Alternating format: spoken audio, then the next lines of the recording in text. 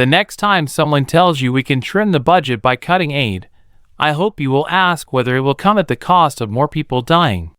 You know, capitalism is this wonderful thing that motivates people. It causes wonderful inventions to be done. But in this area of diseases of the world at large, it's really let us down. In American math classes, we teach a lot of concepts poorly over many years.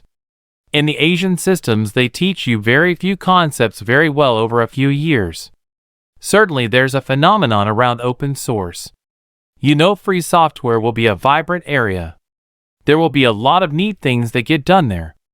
I've been very lucky, and therefore I owe it to try and reduce the inequity in the world. And that's kind of a religious belief. I mean, it's at least a moral belief. There's no magic line between an application and an operating system that some bureaucrat in Washington should draw. I have an excellent memory, a most excellent memory. There's no magic line between an application and an operating system that some bureaucrat in Washington should draw. If I hadn't given my money away, I'd have had more than anyone else on the planet. Eventually, you won't think of the internet business.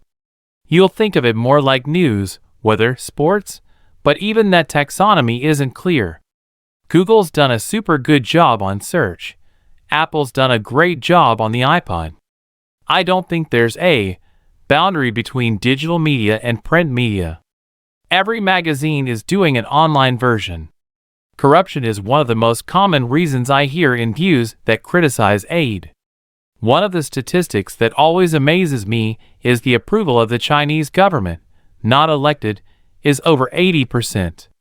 The approval of the U.S. government, fully elected, is 19%. Well, we elected these people, and they didn't elect those people. Isn't it supposed to be different? Aren't we supposed to like the people that we elected? Considering their impact, you might expect mosquitoes to get more attention than they do.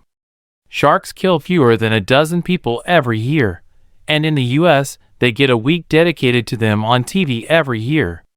When you revolutionize education, you're taking the very mechanism of how people be smarter and do new things, and you're priming the pump for so many incredible things. In order to deal with all the medical cost demands and other challenges in the U.S., as we look to raise that revenue, the rich will have to pay slightly more. That's quite clear. Although I don't have a prescription for what others should do, I know I have been very fortunate and feel a responsibility to give back to society in a very significant way. In almost every area of human endeavor, the practice improves over time. That hasn't been the case for teaching. It's the poorer people in tropical zones who will get really hit by climate change as well as some ecosystems, which nobody wants to see disappear.